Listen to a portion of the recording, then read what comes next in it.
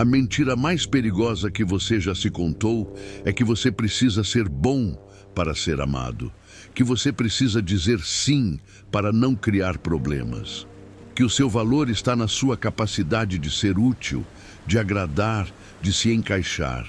E essa gentileza, essa sua busca por harmonia, se tornou a mais sutil e devastadora forma de autotraição que você pratica silenciosamente todos os dias. Ela é um veneno lento que você toma sorrindo, um sorriso que não alcança os seus olhos, um sim que ecoa como um grito sufocado dentro do seu peito. Você não está sendo bom, você está se abandonando. Vamos parar de romantizar o sacrifício. Esse esgotamento que você sente não é um sinal de nobreza. É o som da sua alma implorando para que você pare de se negociar em troca de aceitação. Cada vez que você engole sua verdade para não balançar o barco, uma parte de você morre. E o universo, em sua infinita e impessoal justiça, não te recompensa por isso.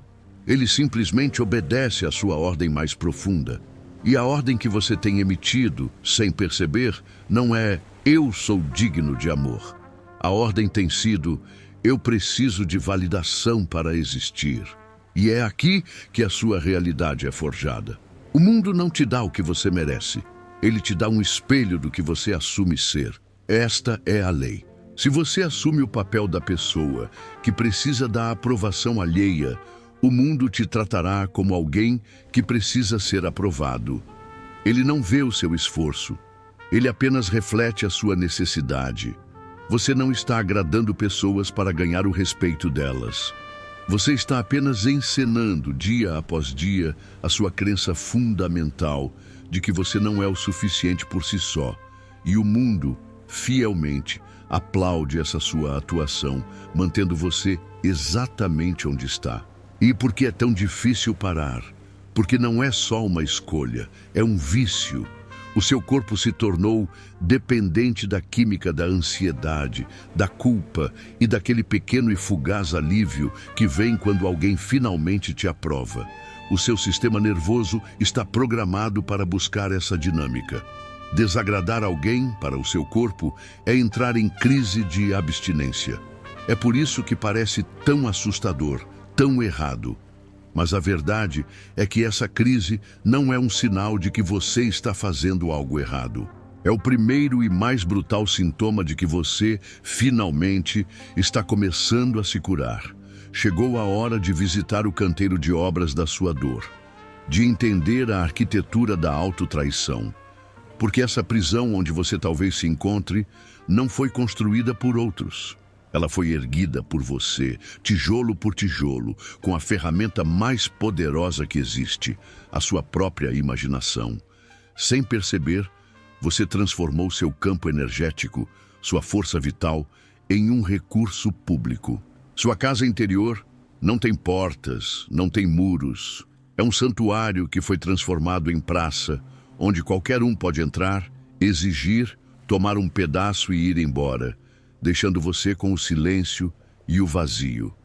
Esta é a assinatura vibracional do doador compulsivo, a crença tóxica plantada na infância de que o seu valor reside apenas na sua utilidade para os outros. E essa crença se disfarça com uma máscara virtuosa, a máscara da boa pessoa. Nos ensinaram que ser bom era dizer sim para o mundo e, consequentemente, dizer não para si mesmo. Mas esta é a grande distorção. Este estado de autoabandono constante não é bondade, é um decreto silencioso de desvalorização. Cada sim que você diz sentindo um não em suas entranhas emite uma frequência, uma onda que diz ao universo: eu não sou prioridade, minhas necessidades não importam. E o universo, que não julga, apenas responde, te entrega mais e mais circunstâncias que espelham essa frequência, mais situações que exigem o seu sacrifício, validando a sua crença de que você só existe para servir. Aqui, então, chegamos a uma verdade desconfortável, uma revelação que pode chacoalhar as suas fundações. A sua necessidade de agradar não é um ato de amor. é uma sofisticada e desesperada tentativa de controle. Você não está sendo generoso. Você está tentando manipular a percepção que os outros têm sobre você para se sentir seguro. É uma estratégia de sobrevivência, nascida do medo primal da rejeição, do conflito, do abandono. Isso te mantém em um estado de alerta perpétuo, um soldado na defensiva, analisando cada palavra e cada olhar, em vez de te colocar no seu lugar de direito, o do artista, o do poder criativo que molda a própria vida a partir de um lugar de segurança e poder internos. Agora, imagine por um instante que você pudesse desenhar o mapa da sua própria prisão, um inventário da sua energia.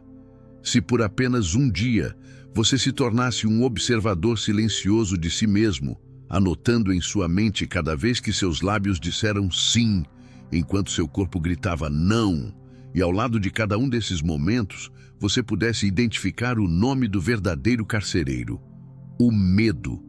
Medo de ser visto como egoísta, medo de decepcionar, medo de um conflito que talvez nem acontecesse. Este exercício de consciência não é para gerar culpa, é para te entregar à planta baixa da sua liberdade, para que você veja com clareza absoluta onde estão as grades que você mesmo ajudou a forjar. Agora que você viu a planta baixa da sua prisão, vamos falar sobre o espelho que a reflete. Existe uma lei fundamental, tão real quanto a gravidade, que governa a sua experiência. O mundo exterior é um espelho invertido da sua realidade interior. E o esforço mais inútil e exaustivo da existência humana é tentar consertar a imagem no espelho sem antes mudar a si mesmo. É como se olhar num reflexo que te mostra triste e tentar forçar um sorriso no vidro, esperando que isso te alegre. É uma luta contra uma sombra. Você gasta uma vida inteira performando, ajustando a máscara, polindo a superfície, sem jamais entender que o mundo não está te julgando. Ele está apenas concordando com a sua autopercepção. E por baixo de cada uma de suas ações, por baixo de cada ato de generosidade forçada, existe uma correnteza silenciosa, uma frequência fundamental. Quando você age a partir da necessidade de ser validado, a sua energia vibra carência.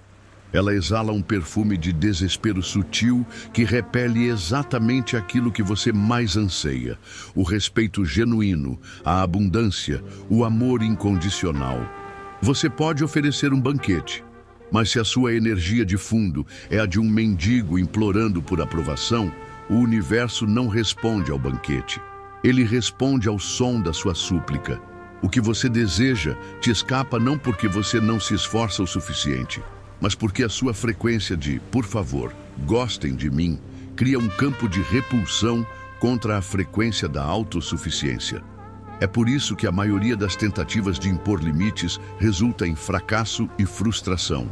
A falha acontece porque existe uma guerra civil dentro de você. Sua boca comunica a fronteira com palavras, mas seu coração, vibrando em culpa e medo, transmite uma mensagem completamente oposta. Você diz não, mas sua energia grita: por favor, não me deixe. E as pessoas, o mundo, não respondem às suas palavras. Elas respondem à sua convicção. O segredo nunca esteve em aprender o que dizer, mas em primeiro se sentir, em cada célula do seu corpo, absolutamente digno do limite que você estabelece. A palavra se torna apenas uma formalidade, uma consequência natural e sem esforço de uma decisão que já foi tomada e selada no seu santuário interior. Então visualize isto. Sua atenção é a agulha da sua bússola criativa. Ela é o seu poder. Por muito tempo essa agulha esteve desmagnetizada, apontando freneticamente para fora, para a questão que te assombra. O que eles vão pensar de mim? A cada vez que você se foca nisso, você entrega o seu poder. Você drena a sua força magnética. A verdadeira mudança acontece no instante em que você, deliberadamente, vira essa agulha para dentro. quando você a foca na única pergunta que importa: o que eu desejo sentir e assumir como verdade sobre mim, neste exato momento? Este ato de redirecionar a atenção é o que calibra o seu norte verdadeiro. É assim que você para de se perder no mapa dos outros e começa a desenhar o seu próprio caminho. Se os capítulos anteriores foram a descida aos porões da sua dor, este é o início da sua ressurreição. É o ritual sagrado de retornar a consciência para dentro de si mesmo, pois existe um poder em você, um nome que lhe foi dado, que é a causa de tudo o que você experimenta. Este poder se esconde nas duas palavras mais potentes que a sua boca pode proferir: eu sou. Isto não é uma afirmação de autoajuda. É o nome de Deus em ação. É o poder criador do universo operando como você. Cada vez que você diz: eu sou cansado, eu sou rejeitado, eu sou insuficiente, você não está descrevendo um fato. Você está assinando um decreto. Você está dando uma ordem direta à substância universal para que ela se molde nessa forma. A sua liberdade, portanto, começa com um ato de vigilância sagrada sobre tudo aquilo que você anexa ao seu eu sou. Para reivindicar este poder, é preciso primeiro limpar o templo. E o templo é a sua mente. Existe uma prática, uma espécie de dieta mental, um jejum de 7 dias da opinião alheia. Imagine-se por uma semana se recusando a nutrir qualquer pensamento sobre o que os outros podem estar pensando de você. É um ato de disciplina radical. Toda vez que a sua mente, por hábito, fugir para essa preocupação externa, você a traz de volta. Não com força, mas com a firmeza de um guardião. Você a traz de volta para o seu centro, para a única questão que detém o poder de criar mundos. Quem eu escolho ser neste exato momento? Este não é um exercício de vaidade, é um treinamento para realinhar a sua lealdade, tirando-a do mundo exterior e devolvendo-a à sua própria alma. Mas como sentir a verdade de um novo estado sem se sentir um impostor? O segredo não está em forçar uma emoção de felicidade barulhenta. O sentimento que cria não é um carnaval, é um sussurro, é a sensação sutil e profunda de naturalidade. É a calma do alívio. Pense em como seria a sensação de simplesmente ser você, sem o peso da performance, sem a necessidade de agradar. É um estado de relaxamento profundo, uma neutralidade confiante. É o sentimento de quem chegou em casa depois de uma longa viagem. É este estado de sereno saber, de alívio silencioso, que impressiona a mente subconsciente e reorganiza a realidade ao seu redor. Agora, veja esta cena. Um escultor está em seu ateliê, diante de um bloco de mármore bruto, a obra da sua vida. Mas em vez de focar na pedra, seus olhos estão fixos na plateia imaginária que o cerca. A cada martelada, ele espia, buscando um aceno de aprovação, um sinal de que está fazendo certo. Sua mão treme. Seu gênio é paralisado pelo medo do julgamento. Sua obra-prima jamais nascerá daquele mármore, pois sua energia não está na criação, está na validação. Você é este escultor. A sua consciência é o martelo e o cinzel. A sua vida, a sua realidade é o mármore. A plateia é uma ilusão. Chegou a hora. Vire-se para a sua obra. Depois da decisão do escultor, depois do fogo da ressurreição, não espere o aplauso do universo. Espere o silêncio. Um silêncio profundo, desconfortável, vasto. É aqui que muitos desistem. Bem-vindo ao vazio fértil, o espaço sagrado que se abre quando as suas velhas dinâmicas morrem e as novas ainda não nasceram. É neste vácuo que a sua abstinência emocional se manifesta.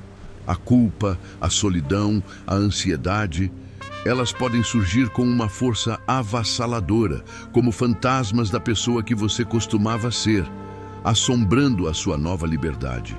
Entenda. Isso não é um sinal de que você está no caminho errado. É o eco da sua antiga identidade se desfazendo. É o sintoma de cura mais profundo que existe. Neste estágio, a sua mente, viciada em ação, vai querer preencher o vazio. Ela vai te implorar para tentar manifestar algo, para criar novas intenções, para fazer barulho, qualquer coisa para não encarar o silêncio. E é aqui que reside o teste supremo da sua confiança, pois neste vácuo, o silêncio se torna mais poderoso do que a intenção. O ato mais potente não é tentar criar, mas simplesmente habitar o espaço, respirar no nada. É neste silêncio absoluto, livre do ruído das expectativas dos outros e até mesmo das suas próprias, que a sua verdadeira e inconfundível assinatura energética, a sua essência pura, finalmente tem espaço para emergir das profundezas e tomar o seu lugar. E como saber que a transformação é real? Pelos sinais. Sinais que não são fogos de artifício, mas sussurros. É quando você recebe um convite que antes te encheria de ansiedade e agora você sente uma calma e indiferente neutralidade. É quando certas pessoas começam a se afastar da sua vida, não com conflito ou drama, mas com uma suavidade quase natural, como folhas secas se desprendendo de uma árvore. É a alegria inesperada que você encontra em sua própria companhia, no silêncio de uma tarde solitária. E o sinal mais libertador de todos, a sua necessidade de explicar as suas escolhas, simplesmente desaparece. Você apenas é, e isso basta. A natureza guarda o segredo deste processo. Uma semente, para se tornar uma árvore poderosa, não faz barulho. Ela não luta contra a terra. Ela não pede permissão às outras raízes para ocupar espaço. Ela não anuncia o seu crescimento. Em vez disso, ela se volta completamente para dentro, no escuro e no silêncio, confiando em sua programação interna, absorvendo apenas o que a nutre e, no seu próprio tempo, seguindo o impulso irresistível da vida. Neste estágio, não seja o escultor, seja a semente. Confie na escuridão, confie no seu silêncio. É nele que a sua mais autêntica versão está germinando. Após atravessar o silêncio do vazio fértil, a semente que você nutriu na escuridão está pronta para romper a superfície. E é aqui que a sua realidade começa a se dobrar à sua nova convicção. Este é o momento da reconfiguração do seu campo quântico pessoal. No entanto, existe um último fantasma a ser confrontado: a armadilha de esperar que o mundo mude primeiro. Muitos chegam até aqui e ficam de braços cruzados, olhando para o espelho, esperando que ele lhes dê o primeiro sorriso. O segredo final é este: você deve encarnar a nova versão de si mesmo em sua imaginação com tanta intensidade, com tanta vivacidade, que a mudança no mundo exterior se torna apenas uma confirmação tardia, um eco de uma batalha que já foi vencida internamente. A sua vitória não é quando os outros te tratam diferente. É quando o tratamento deles se torna quase irrelevante, porque você já habita essa nova verdade.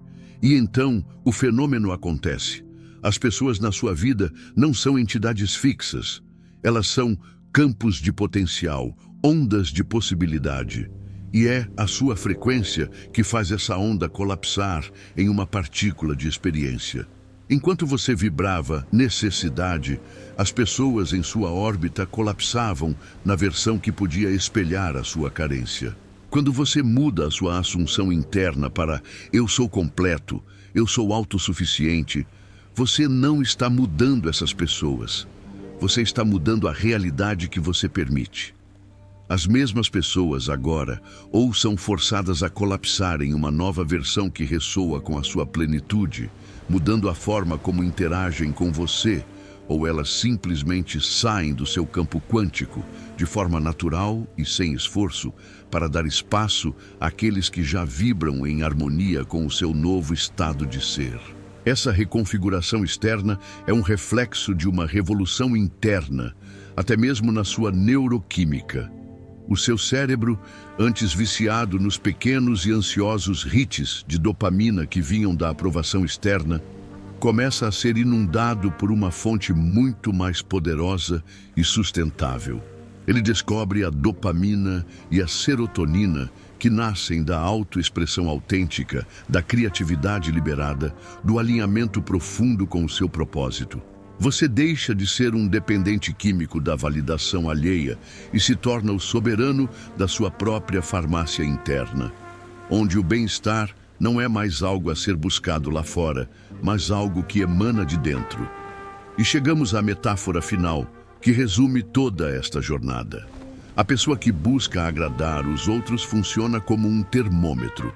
Ela é passiva. Ela apenas registra e reage à temperatura do ambiente, às emoções e expectativas que a cercam. Se o ambiente está frio e crítico, ela se sente fria e inadequada.